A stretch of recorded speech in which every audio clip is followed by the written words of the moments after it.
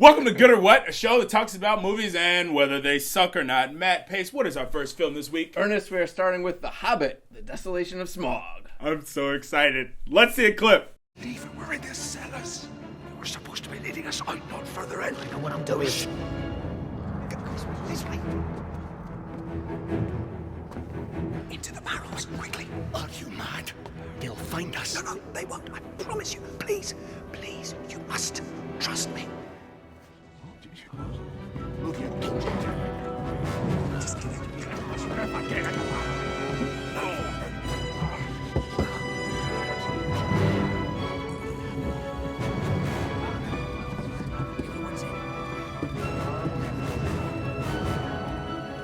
What do we do now?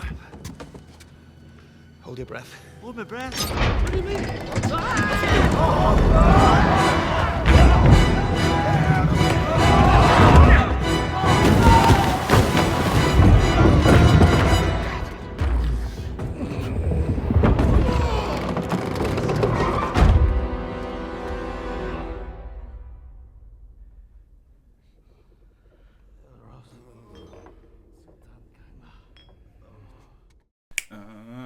Yeah, Lord of the Rings. Lord of the Rings. Lord of the Rings. Yeah. So you're a fan, is what you're saying. I don't hate him. I'm just saying, big fan of Lord of the Rings. Peter Jackson trilogy, amazing. And yet you're not a big enough fan to realize that I deliberately mispronounced Smaug. It's not Smaug, like I said before. Oh my God. Everything you thought you knew is a lie. Well, while I'm over here reassessing my life choices, Matt, tell us a little bit about the film. Ernest, I cannot believe that I actually like this movie. The first Hobbit bored me to tears after 5 to 10 minutes. Yeah. I really did not think I would be able to endure the remaining 7 hours of the film. Okay. People say it was only 3 hours total. I don't believe it. I thought it was 7. Yeah. That movie seemed to have no interest in actually bringing us into the story. It was like, hey, you like the Lord of the Rings trilogy? That went on for 6 days. You will definitely like this first Hobbit movie. And it was like, no, you need to keep it moving. Mm-hmm. Make me care again. That's true. This second Hobbit film actually does that. The story moves. There's a number of really good action sequences. That clip we saw turns into an awesome chase scene down a river. Barrels go flying. There are dwarves inside. Kind of a barrel dwarf missile situation, Okay. Which doesn't happen in every movie. It should. Should it? Yeah. I'd watch. Yeah, just come out of nowhere. If it happened in Gone with the Wind, you wouldn't be like, whoa. That would be entertaining. This is still a case where, the movie is long. Don't get me wrong. Mm-hmm. People may sit here and say, we've seen this before. It's probably never going to have the magic that the first Lord of the Rings had, where Peter Jackson actually took this world of Tolkien's books and put it on screen, and it felt so immersive. How often do you see a fantasy on screen and actually feel like the pages have been realized that way? Never. Yeah. So I don't know if I'll ever feel that sense of excitement as I did with the first Lord of the Rings movie, but I was actually with the second Hobbit for most, if not the whole time. Okay. And yeah, I still just can't believe it. Yeah. You know what? I'm shocked, but I'm going to hold it in till the end of this episode. You're going to dance as soon as the camera stops rolling. Yeah. All right, Matt Pace. The Hobbit, Desolation of Smaug. Smaug. Good or what? Ernest, believe it or not, The Hobbit, The Desolation of Smaug is good. Yeah! Lord of the Rings, JKK, all damn day.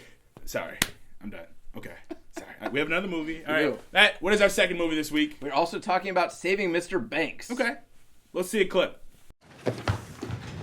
Give it a whirl. What's happening? What are you doing?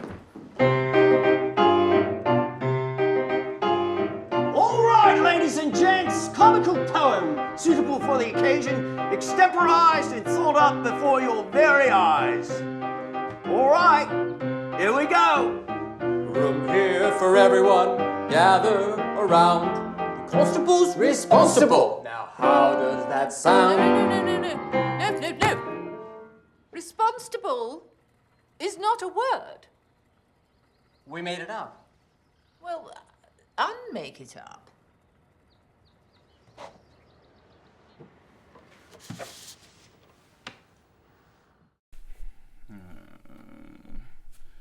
What is that? What? Okay. Give me a little backstory on this a little bit, please, sir, because it looks like it's a snoozer. On a basic level, this is about Walt Disney trying to convince P.L. Travers to license her Mary Poppins character for a movie, which of course turned into a beloved musical. But Travers, played by Emma Thompson, is a crank, and she's not into any of it. This is a Disney movie about the making of a Disney movie, so of course we aren't going to get, let's call it a very honest portrait of Walt Disney. Yeah. He's played by Tom Hanks. He comes off as the saint of all saints. Yeah. Like sunshine coming out of his ears, essentially, which we know is from not what we've read. Yeah. Not really how Walt Disney was. Yeah. Can't really be surprised that that's the presentation he gets in this movie. That said, even for someone like me who really doesn't care about musicals, there are people who want to watch Mary Poppins 100 times a day. I think I will pass on that offer. Yeah, same. But I actually did get invested in this story. Thompson's really good as Travers. I enjoy how testy she is in most of these scenes. She just doesn't want to get involved. And they have a useful emotional undercurrent for the reasons why she's behaving this way. Okay. We see some shots from the past of her family, where the story came from. There actually could have been a little bit more of that, to tell you the truth, like the real-life Mary Poppins inspiration. But overall, I laughed and I smiled and I got more out of this than I expected. Okay. Matt Pace. Saving Mr. Banks. Good or what? Ernest, though the story has been sanded down a little bit, and I'm sure I was a bit manipulated into feeling this way, Right. I liked Saving Mr. Banks. It's good. Okay. You know what? Two goods. One of them was Lord of the Rings. Related. And we can't remember what the second was at this point. Something about Carlton Banks. I wasn't paying attention. Anyway, folks, that wraps up another stellar edition of Good or What. My name is Ernest Wilkins. My name is Matt Pace. Next week is American Hustle, Anchorman 2, and so much more. Stay tuned. Stay woke. We'll see you next time.